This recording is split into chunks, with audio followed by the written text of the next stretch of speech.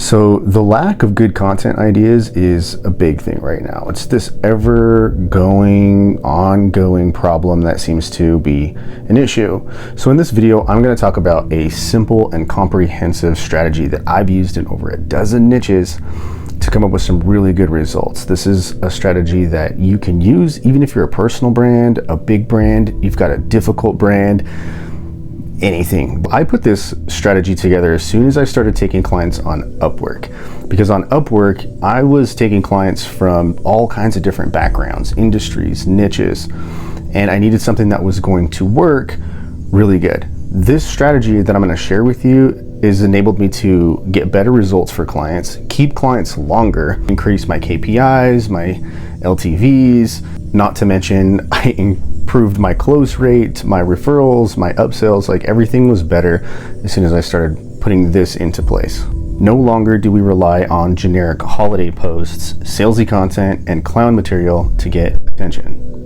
You might be wondering if you need to have experience in a certain industry or a niche in order to create content for it.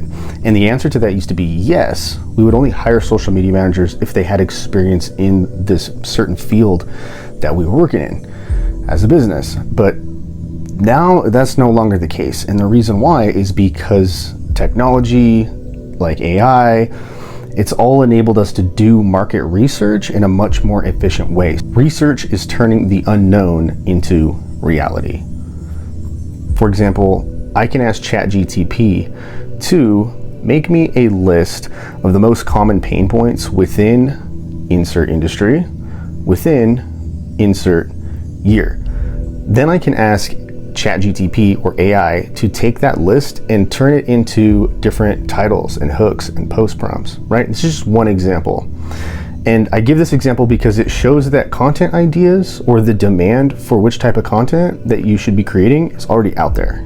Without data, you're just another person with an opinion. So I'll get into all the tools that I kind of use for this, but mostly free tools because I want you to be able to do this for free or really low cost. But it's safe to say that we can't rely on AI for everything. Brands need personalization, otherwise they just sound like a robot. That's because every business is unique in its own way. Every business has its own vision, its own mission, its own products, its own services, its own lingo, its own operation that sets it apart from the person down the street. And when we create content and we bring those aspects into it, that's what's going to give it a level of personalization. And so this is kind of where research for a brand comes into play and mixes with the passion for the brand. I've always said, if you're not passionate about a brand and its vision, then creating content will be impossible. If you are passionate about a brand, then creating content for it will be a breeze. And this is why I never take clients on who I don't resonate with. I never manage brands that I don't agree with or my values don't line up with.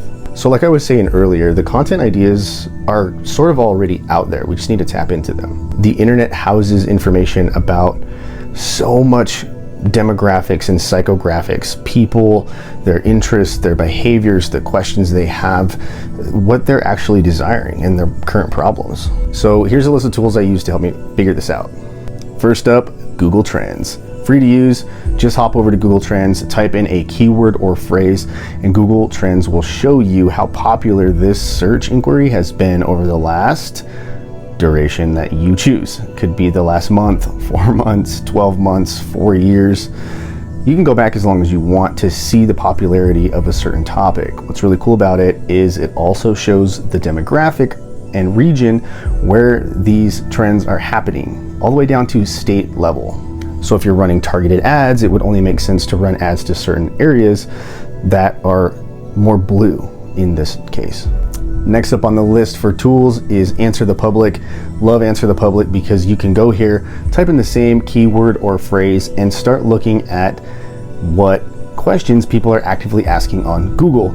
It even separates them into prepositions, with or without statements. It's got verses and all kinds of different ways that it's framing these questions, and gives you a really good idea of how to reposition these questions into content.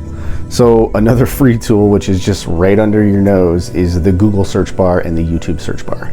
You just go to Google and type in a keyword or phrase and put how to before it, and just see what the drop down sort of recommends based on what people are searching. You can also type in a keyword and then after it put in versus or compared to, right? So you start getting really creative with what you type in, and Google's drop down menu is going to recommend the top searches. So again, you can see what popular key phrases are being searched for, and you can take those and reposition them as content. And another place I like to go is Quora and online forums, because you can go there and people are really having those nitty-gritty discussions about a certain topic. You can start looking where people are getting ticked off, what the polarization is, questions that people have that sometimes are a little bit more embarrassing to just ask Google. So this is really, really great. You can jump into Quora and get so many good ideas for content. Okay, this next one might seem overly obvious, but no one's really doing it because it takes like a little bit of bootleg work. Read comments. Go over to YouTube and go into the industry, go into the niche, check out some of the top performing videos, go into the comments and read every single one to figure out which, pain points people have, figure out what questions people have. Use those exact questions and come up with content on behalf of your brand for your people. Next up on the list is vidIQ or TubeBuddy. These are very similar. I actually use TubeBuddy a little bit more currently, but I might switch to vidIQ. This is essentially the same as Answer the Public. It's a keyword search tool that tells you the popularity of keyword phrases. I can see when I type in certain keywords and phrases how well they would perform here on YouTube. It kind of gives me a little bit of an edge, and I have noticed, even though my channel's small, that this actually has been helping and works pretty good. The higher the score, the better. You can also just see what makes this score up, and if you're a smaller channel versus a bigger channel, kind of position yourself in the right spot. However, if it's performing on YouTube and is in demand on YouTube, there's no reason you couldn't take this to Twitter or LinkedIn or X or Facebook, Instagram. Like, it's all probably going to be pretty similar. So I use all these tools to figure out the questions in a certain market, and then I reposition those questions for content on behalf of my brands. The cool part about all this is it's just so surprising, the questions that pop up that you would never think of. Like, even a lot of clients, it goes right over their head because they're no longer beginners. They've been in the industry for 10 years, and honestly, 80% of content is geared towards the beginner. It's rarely expert advice that you're creating content around, honestly, 80% of it. Even if you have a realtor and they're doing this advanced class where they teach people to invest into certain types of rental properties, right? I would still position that as a beginner course for realtors, learning how to get into this type of investing. And it makes the content and the frameworks and the perspective just work out a lot easier. Your research becomes easier, and you'll just be really excited to see how great it turns out, and you won't feel as much pressure. So all these search tools and algorithms, like, all the data is out there for free. You can even go on to a social platform like TikTok or Instagram, type in hashtag, keyword, fill in the blank, and go look at the top performing channels. If you find a piece of content, whether it's a reel, a static post, or carousel that's getting more engagement or more traffic or more views than that profile has followers, you're on to something. So if we know where the attention is, we just have to get in front of those eyeballs. Then, once we're in front of the eyeballs, we can start making offers and monetize. Before I jump in and do all of this research that I'm talking about, I have to onboard a client and gather some information first. And when I do that, I'm usually getting a couple types of information. One, I'm gathering information about the industry, the lingo, the keywords, anything I need to know to do research for their content. Number two, I'm gathering data about that business's unique selling position. So their what, their why, their vision, what makes the heart beat, right? That way I can start pairing the brand voice with brand value. And this sometimes requires some input from clients on an ongoing basis, because finding content ideas isn't hard. It's getting into the head of your clients that takes work. So when clients want to be a little bit more involved, I have them capture, videos, images. That way I don't have to use stock photos and stock images.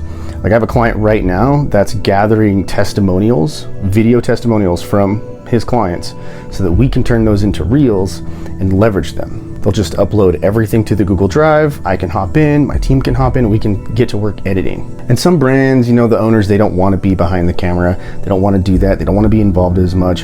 And if it's a brand that really should be more personable, you know, they can find social media managers that are willing to be brand advocates and get behind the brand, or they can just put a separate job post out and hire a brand advocate for their brand.